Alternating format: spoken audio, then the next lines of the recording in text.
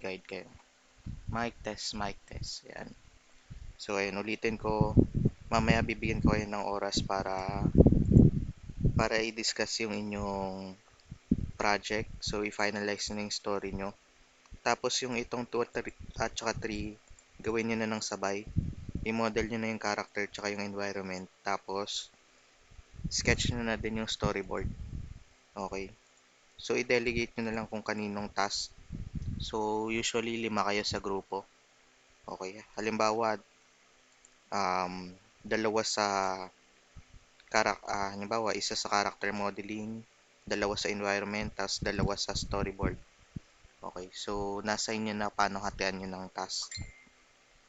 Okay. Tapos, ayun, wag nyo na pagandahin masyado yung storyboard basta naiintindihan nyo. Okay, para maaga kayo matapos.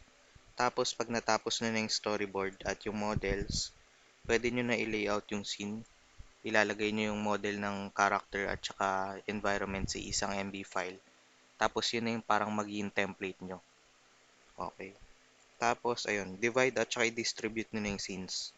Base dun sa storyboard, i-divide nyo na equally yung scenes sa kada groupmate para simultaneously nakakagawa lahat. Okay. Ayun. So, ayun, makakagawa nyo na yung inyong pelikula. Ayun. So, mag-meeting na kayo mamaya. Tapos, last 30 minutes ng klase natin ay ibibigay ko para pag-meetingan nyo. Pwede nyo i-screenshot to para may guide kayo. Okay. Pwede nyo i-chat na din dito yung screenshot. Sir, pwede po ba gamitin yung models ng midterm? Oo, pwede. Kung meron ng, halimbawa, 5 na kayo, diba, sa grupo, meron na din kayong 5 characters. Pwede nyong i-utilize na din yung mga characters na nagawa nyo na. Para environment na lang gagawin nyo.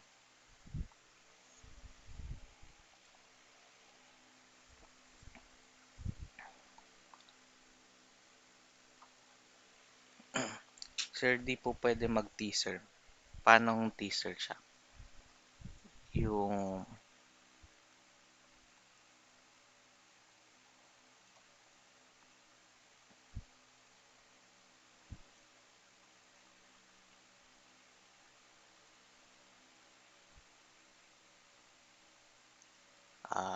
halimbawa, mas malaking film pa siya sa susunod.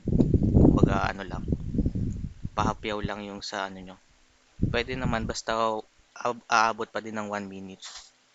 And then, magigets pa din namin yung story dun sa 1 minute na teaser nyo na yun. Pwede, pwede. Sige, sige. Okay. Ayun, may tanong pa ba? Ayan. So, screenshot nyo na to. Tapos, kung wala nang katanungan ay dadako na tayo sa ating lesson. Tutuloy natin yung sculpting natin. Okay. G na. Pa-type G kung ready na. G. Okay. So, load ko lang yung ating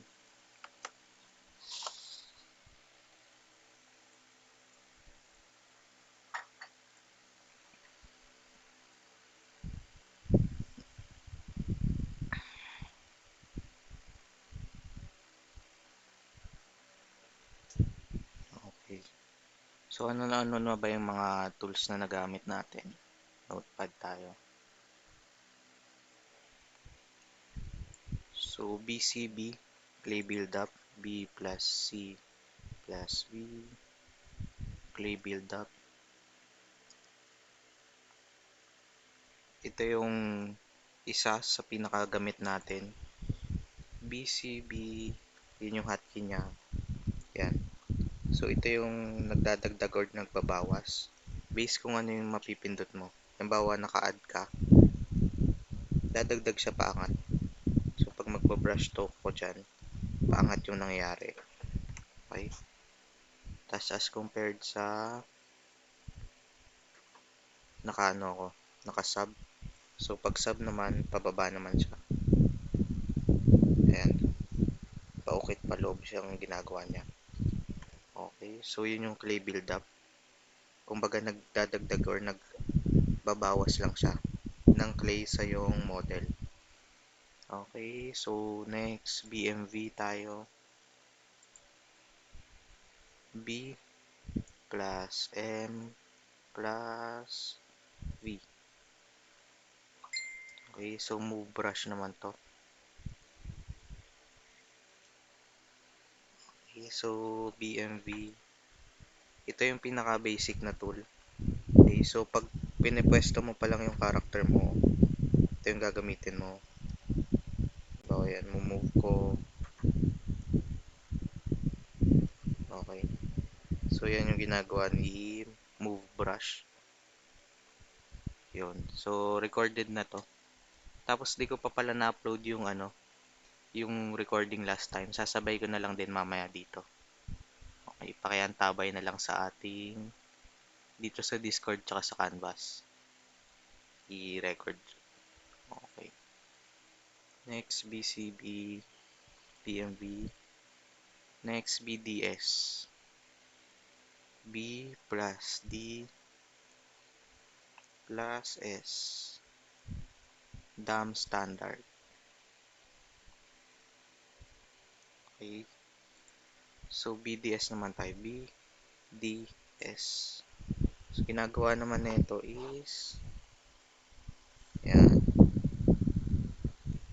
Kumbaga, para mong inukitan yung clay mo. Okay. So, maganda to para sa mga parts na wrinkles, ganun. Sa detalye na ganun. So, halimbawa, lalagay tayo dito. Intensity pala kung gaano kalakas. Halimbawa, 100 ko yung intensity nito. Yan. Sobrang lakas ng ukit. Pero pag gawin kong mga 5. Okay. So, alis di mo na makita yung ukit. Okay. So, yun yung ginagawa ni intensity. So, gagawin natin mga nasa 15, 16. Yan. So, ayun yung ginagawa niya. Para sa mga wrinkles, ganun, at additional details ng character mo. Tapos, pwede din siyang pa-add. Pataas naman yung nagiging ukit niya. Ganyan. Okay. Pwede siya dito sa talukap ng mata.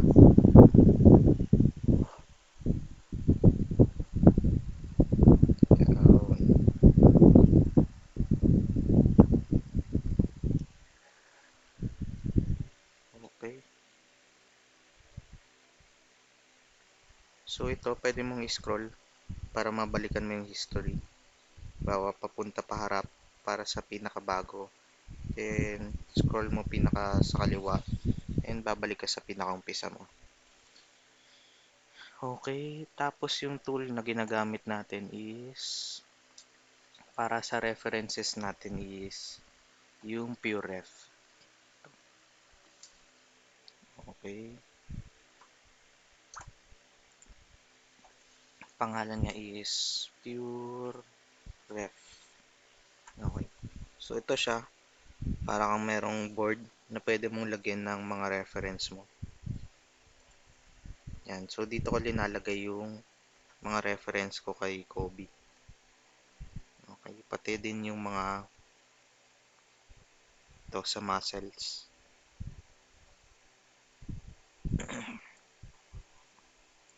Okay. Isipin mo pag nag-stroke ka ng clay build-up, titingnan mo yung natural na flow ng muscle. Okay. So, titingnan mo to pataas dito sa may noo, sa ilong, pa side, sa eyes, pa bilog, ay ganun din sa lips. So, para nag-make sense yung mga brush strokes mo. Okay. Yan. So, tuloy na natin.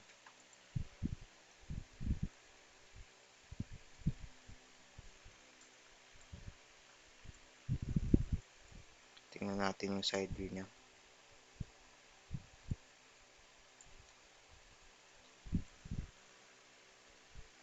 B and V. Gamit muna ako ng move brush.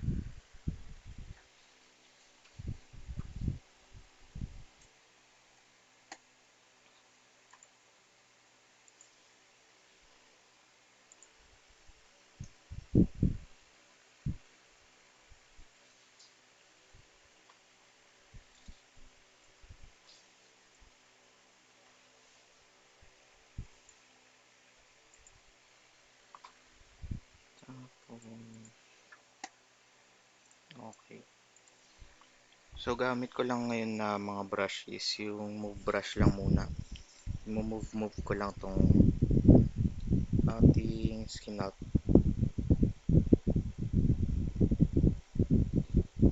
Tingnan mo ng iba-ibang angles.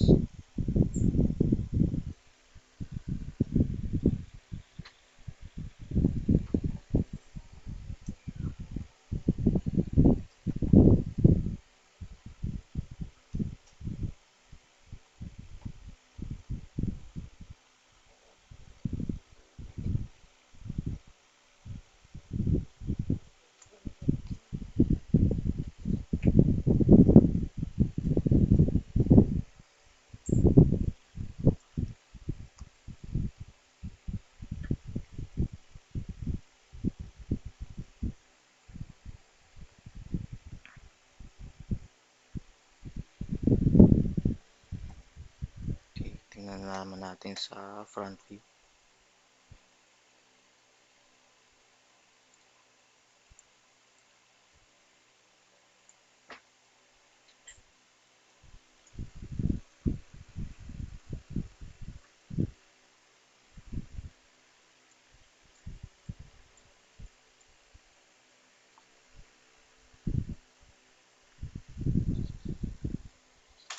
Okay. So, sa ngayon, kinukuha lang natin na ginagamit natin symmetry sa ngayon. Pero mamaya, para kung gusto mong mas maging realistic, kailangan mo lagyan to ng mga asymmetrical features nung ini-sculpt mo. Pero sa ngayon, gagamitin lang natin ng symmetry lagi para maging mas mabilis yung workflow natin. Pero later on, kailangan mo siyang i-off din yung symmetry at gawin yung mga asymmetrical parts niya.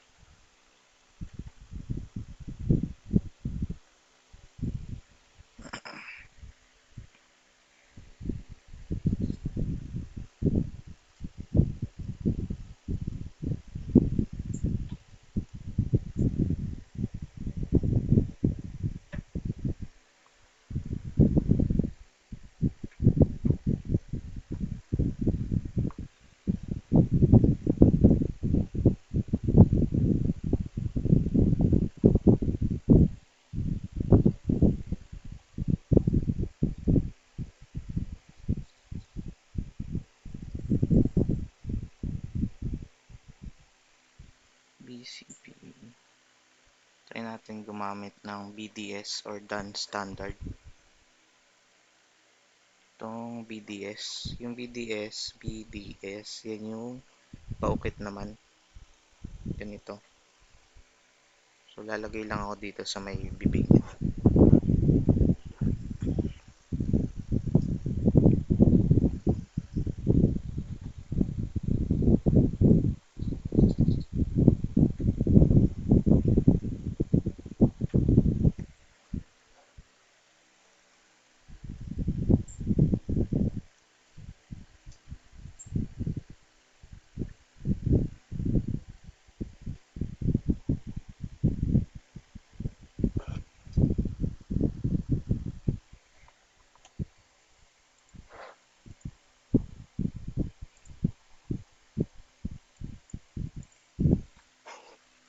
Gamit din tayo ng geometry.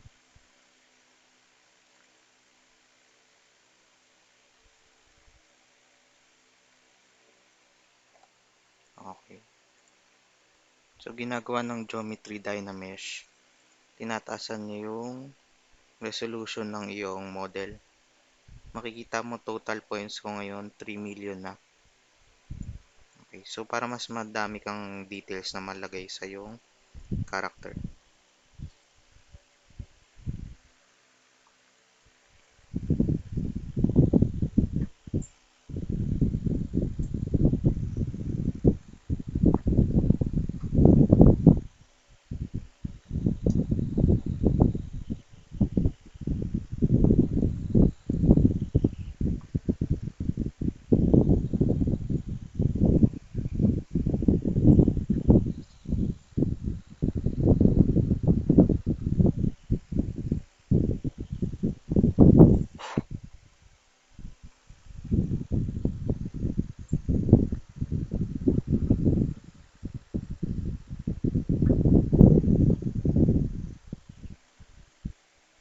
Tapos hold shift para smooth yung ini-scalp mo.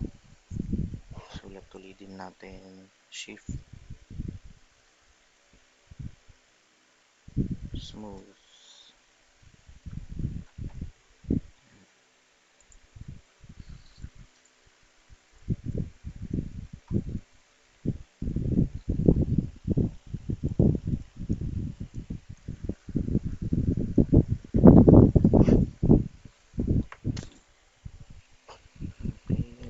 Natin ng clay build up uli gagamitin ko.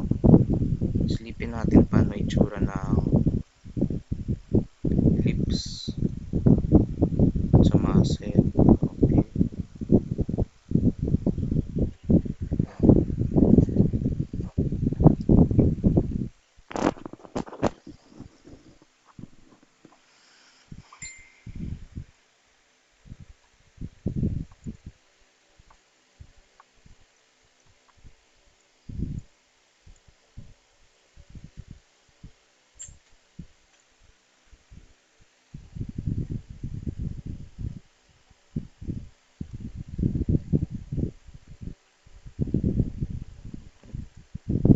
Parang nakakagat labi pa si Kobe dito. So, ayusin natin yung kanyang lips.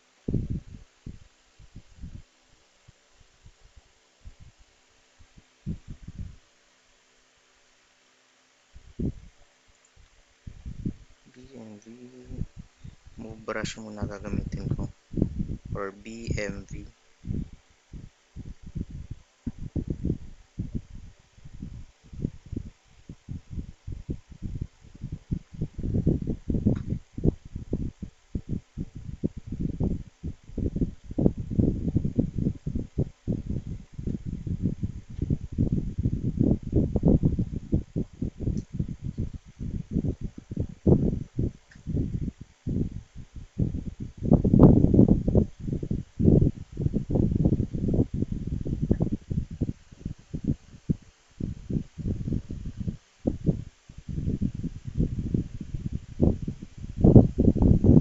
BCB naman, clay build up. Lalagay lang ako dito sa may lips niya. Oops, kailangan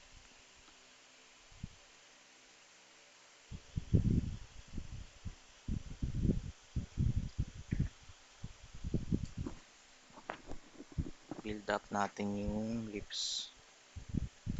Stroke lang. Huwag muna mag-isipin masyado yung details.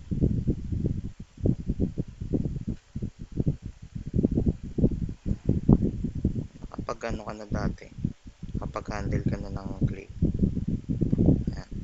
Parang similar lang din ginagawa mo dito.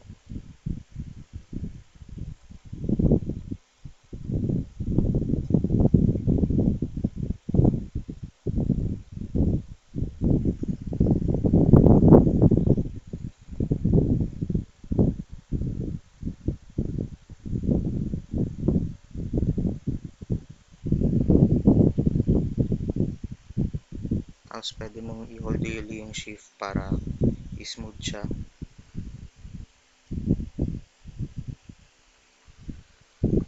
Tapos lagyan mo na naman ulit. BCB.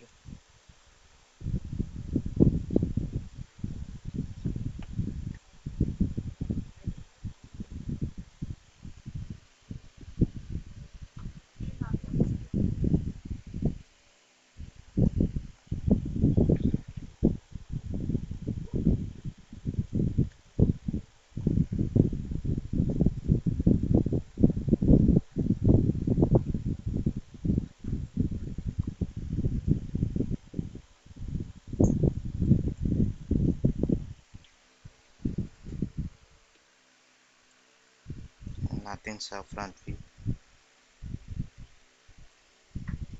Laging nakangiti kasi ito si Kobe. Sabi nga tayo nakasimangot siya.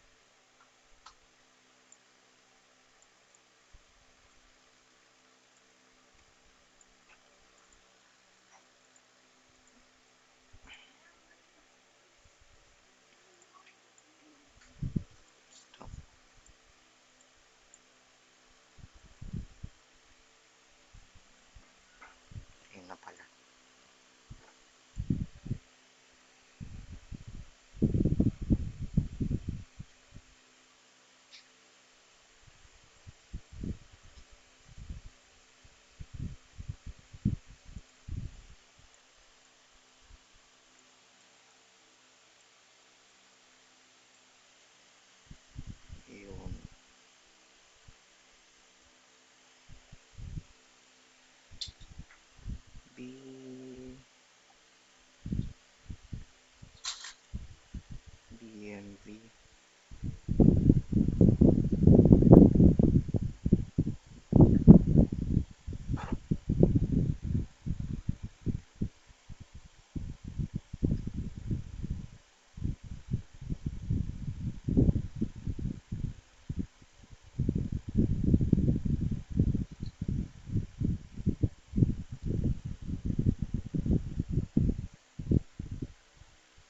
Gamit ako ng BDS. Uukit ako sa kanyang lips.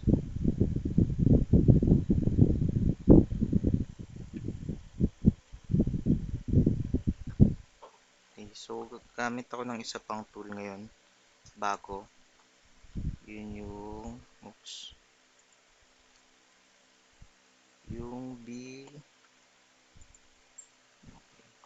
B plus F plus A. Okay. So, flat yun. Yan. BFA. BFA. Yan. Flatten. So, ginagawa ng flatten mula sa pangalan niya. Bago gamitin natin dito sa kanyang kilay. Yan. Pina-flat niya yung iyong scalp. Yun yung ginagawa ni BFA. So, lalagyan ko ng konti dito sa kanyang lips.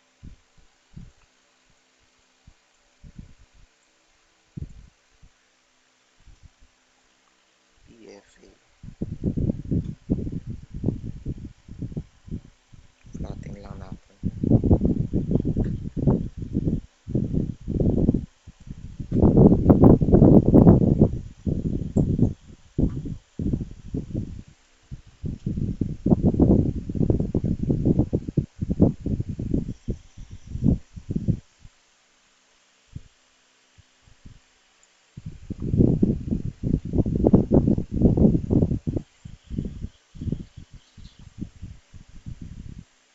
Okay. Unti-unti lang umuokay. Gamitin po ulit yung BDS. Lagyan natin siya nung detalye sa lips gamit yung paad naman. So, imbis na paukit, pataas natin gagawin.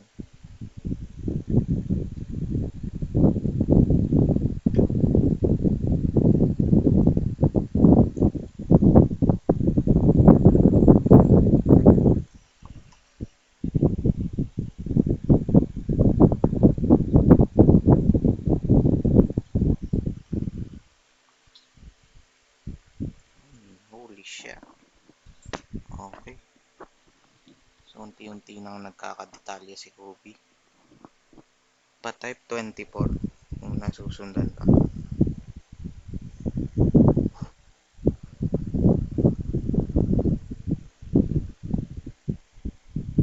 Sub na naman uli gagamitin ko. Lalagyan ko itong dito sa gitna ng lips tsaka ilong.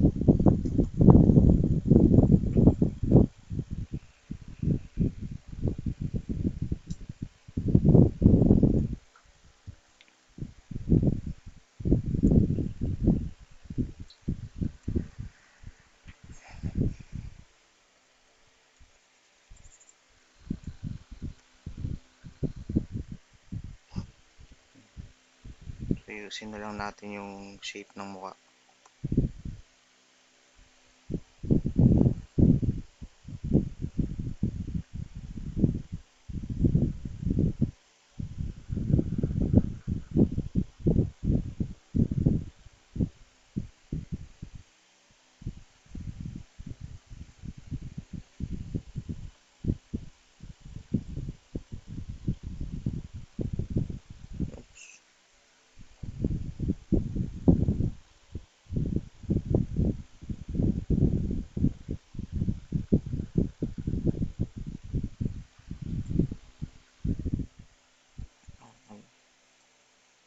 So, lagyan na din natin yung kabilang mata. Saan nga ba yun?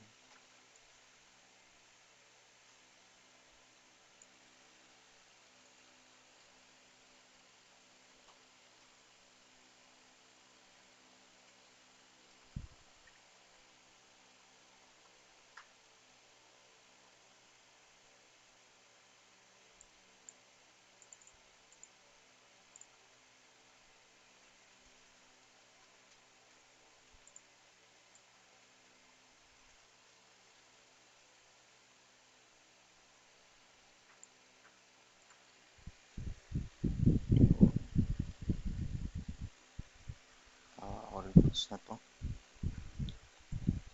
So, para mas ma-visualize natin, try natin lagyan na siya ng kulay palalo. Dito pa lang sa ZBrush. So, first step, lalagay ako ng image plane. Load ako ng image ni Kobe. So, texture. Para maglagay ng image plane dito sa punta ka ng texture. Dito sa pinakababa may image plane. Tapos load image na tayo. Hanapin natin yung pictures ni Kobe.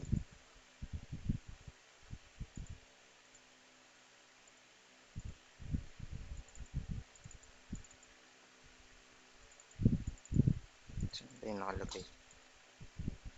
Ito.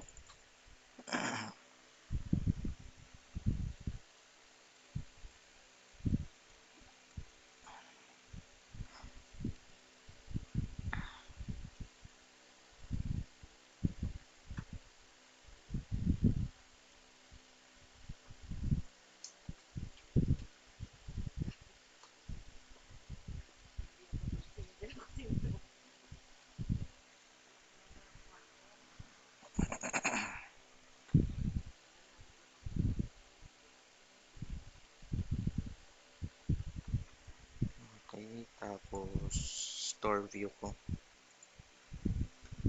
Okay.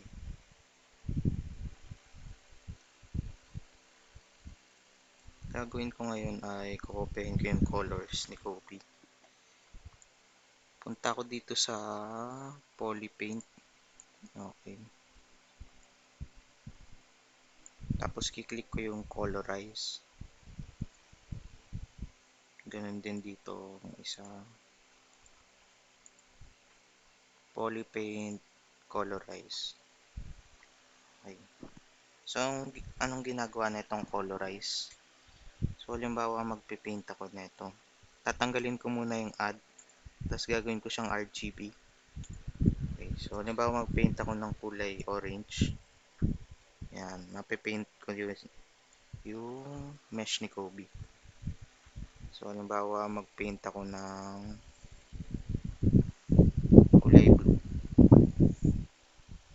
So, pag pinaint ko yan.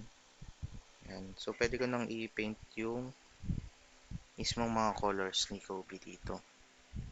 So, kiklik ko lang tong polypaint tas colorize. Tas yan, ibig sabihin pwede na ako mag-paint sa kanya ng kulay. Tapos, halimbawa nasa clay build-up ako. Imbis na Z-add or Z-sub ang pipiliin ko, yan, check ko yan. Tapos, ang isi-select ko yung RGB. Ibig sabihin, hindi na ako mag-add na halimbawa ganyan. Hindi na yan yung magagawa ng tool. Ang gagawin na ng tool is, yan, kukulayan na yung model. Okay. So, kunin muna natin yung pinaka-base color ni Kobe. I-ano mo lang, i-hover mo yung mouse mo kung saan yung trip mong kulay. Then, click mo C. Bawa yan, C.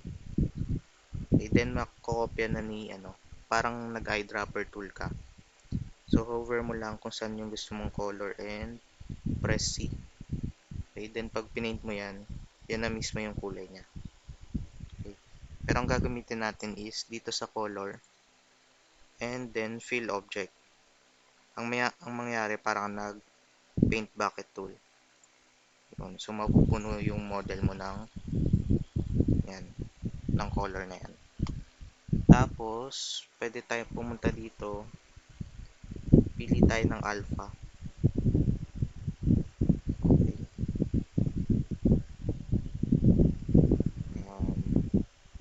Bawa itong alpha 8. Then, pili pa tayo ng ibang color. Yan. Intensity, babaan natin. RGB intensity. So, unti-unti natin i-paint yung character natin. So, ganun lang. I-hover mo yung mouse mo. Then, letter C. Para makopya yung color. Ayan. Paint mo na yung details.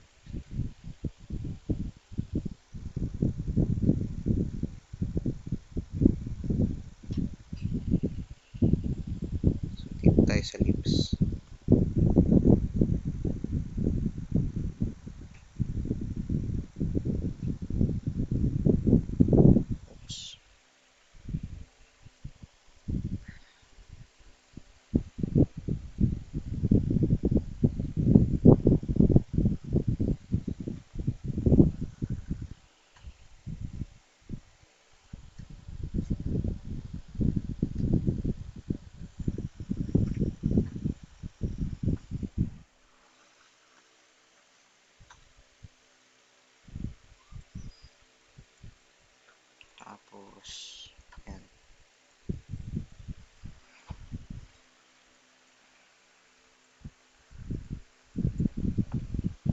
Yun. So, ganun mag-sculpt.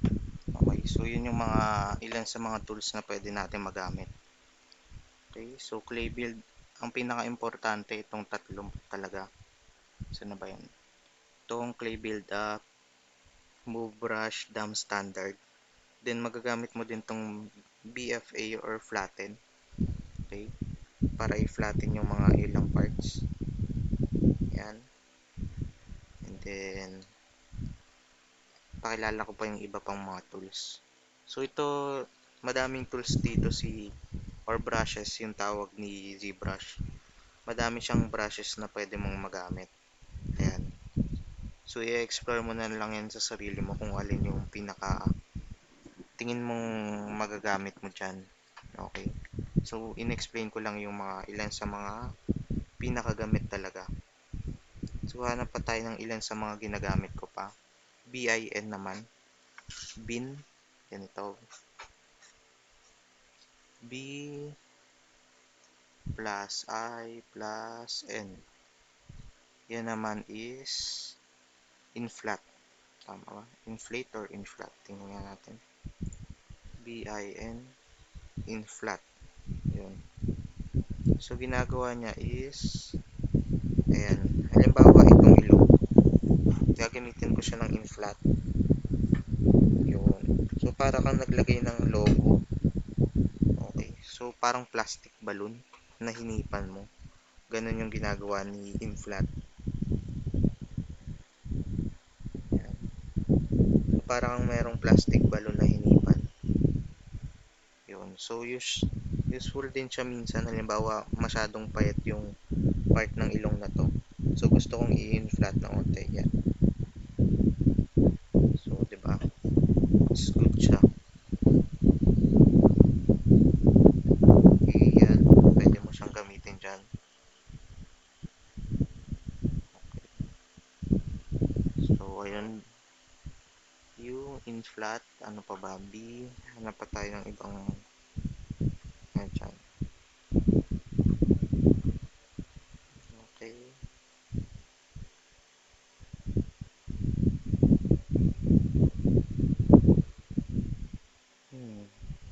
Yun lang naman. Yun lang yung kadalasan yung nagagamit. Yung iba dito sa ano na, sa kapag maglalagay ka na ng buhok sa character. So, sige, sampulan na din natin ng paglagay ng buhok. Okay, so, halimbawa, lalagyan ko siya ng bigote at balbas. Una, lalagyan ko ng mask yung character ko.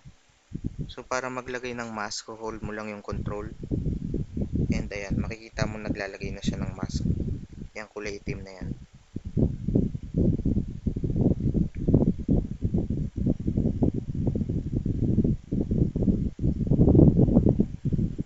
So, first step ng paglalagay ng buhok sa character is lalagyan mo ng mask yung part na gusto mong lagyan ng buhok. Okay, so sa part na to gagawa natin siya ng bigote at balbas. So first step is hold mo yung control then brush mo kung saan yung gusto mong lagyan. Okay. Then pupunta tayo sa fiber mesh. Then click natin preview. Yun. Kung meron ng balbas si Kobe. Okay, then pwede natin siya i-render. Click lang natin tong BPR.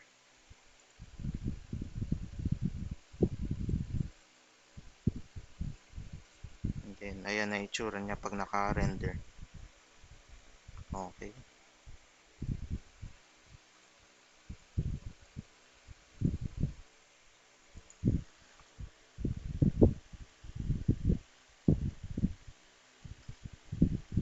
Yun.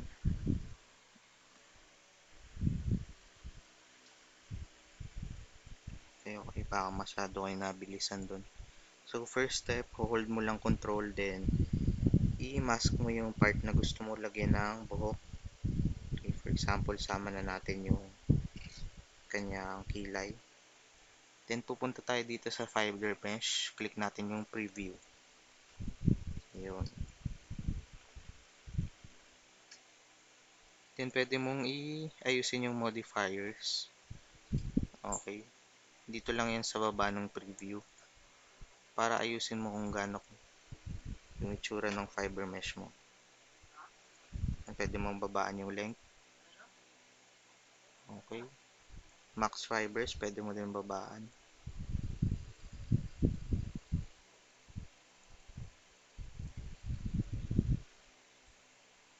Okay. Saan na ba yung tip?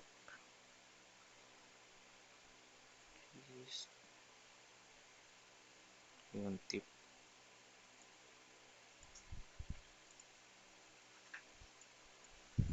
Okay, so try natin i-render.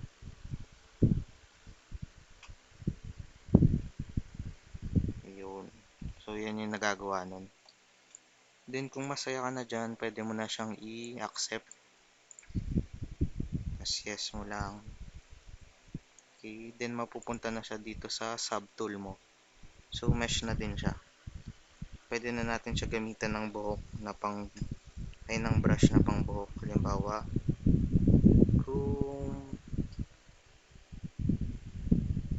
groom brush. Tama ba? Ito gamitin natin. Tapos i-brush natin yung buhok.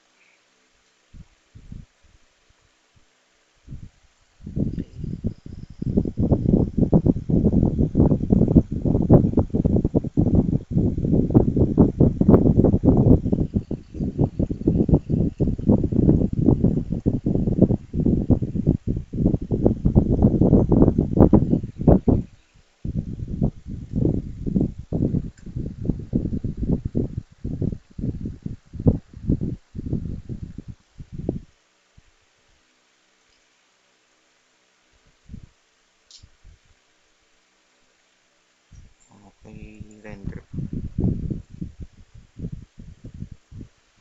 Ayun. So, yun yung paglalagay ng buhok dito sa ZBrush or yung fiber mesh. Okay. Patay fried chicken kung nasundan yun.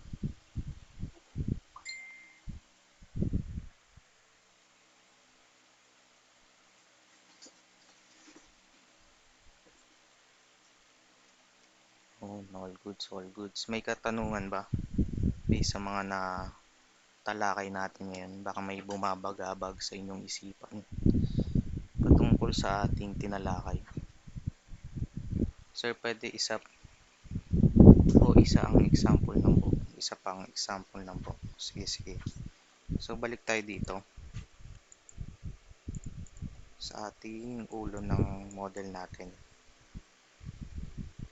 So, sa paglalagay ng book or yung fiber mesh, lalagyan lang natin siya ng mask sa first step natin, lagyan natin ng mask. Bawa yung mismong ulo na lalagyan natin ng buhok. Okay? So, lalakihan ko na yung brush ko. Then, hold ko yung control. Oops, wait lang. Rotate natin. Hold natin yung control and lagyan natin ng malaki masyado yan. Ng mask yung ulo niya. So, ayan, naka-hold yung control ko. Para malagyan ko ng mask yung ulo niya.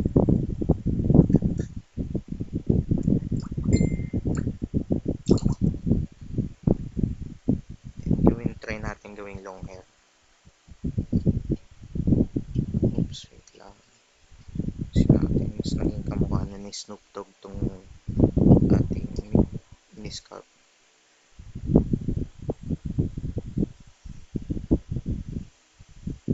Double OG.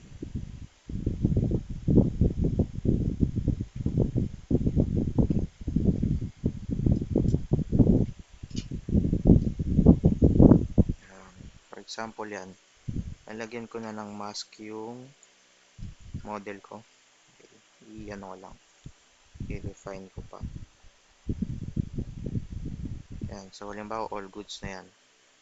Okay. Pupunta lang tayo dito sa kanan at makikita mo tong fiber mesh. Then, pwede mo na i-click yung preview para makita mo na yung itsura niya. Yan. So, sa baba, meron dito mga modifiers. Halimbawa yung length, pwede mo pabain.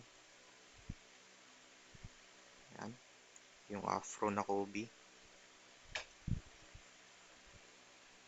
Pabahin pa natin. Lagyan natin ng twist. Yan. So, try natin i-render.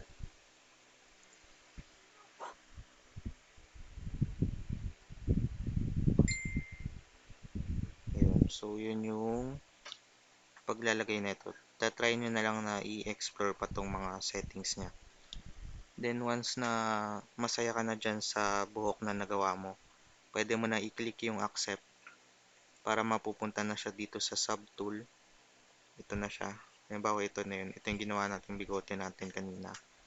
Then, pwede mo nang gamitan ng brushes. Halimbawa, yung blower, ito, hair long, hair short, hair toss, yan. So, madami kang brush na pwedeng gamitin para sa buhok. Okay. Pagkatapos, dito pa sa lightbox. Okay, punta tayo sa fibers. Pwede nga makakita ng mga pre-made na dito na mga buhok na pwede mong gamitin. Bawa hanap tayo nito. Ito kulot-kulot. Okay. Stig, try natin i-render.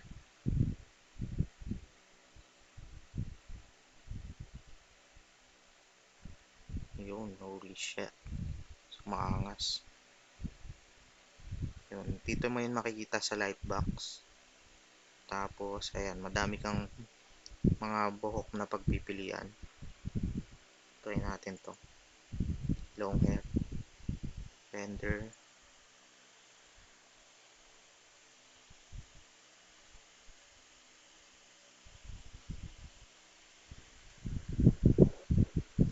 Yung fiber, merong workflow dyan na siya, ginagawa mo siyang curves.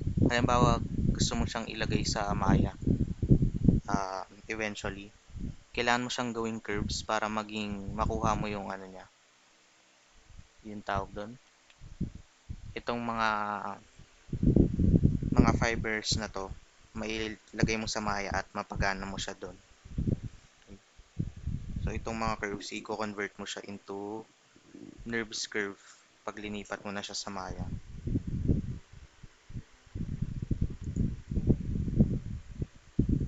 So, ito ginagamit ko to kung halimbawa yung model ko, hindi ko na siya kailangan i-animate sa Maya. Okay. So, dito ko na ginagawa lahat sa ZBrush. Halimbawa, ang pinapagawa lang sa akin is visualization ng isang character. Kailangan ko siyang i-sculpt. So, ginagawa ko, dito ko na ginagawa lahat. So, yung pating texturing ko, dito na ako nagkukulay ng character. Dito ko na din ginagawa yung buhok. Okay. So, mas mabilis kasi. Yan. Pero, yun nga, downside is, hindi mo siya ma-animate kung hindi mo ililipat pa sa ibang software. Yun. So, tuloy natin mamaya at mag-break muna tayo. Tayo na kumain ng ating tanghalian. Paalam pansamantala. Pa-type alien kung mayroong natutunan doon.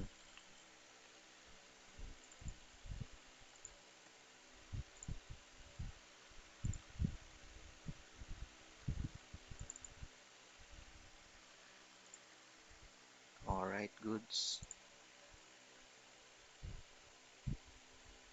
Nabig na nga ni Snoop Dogg. Sige, sige, paalam, paalam.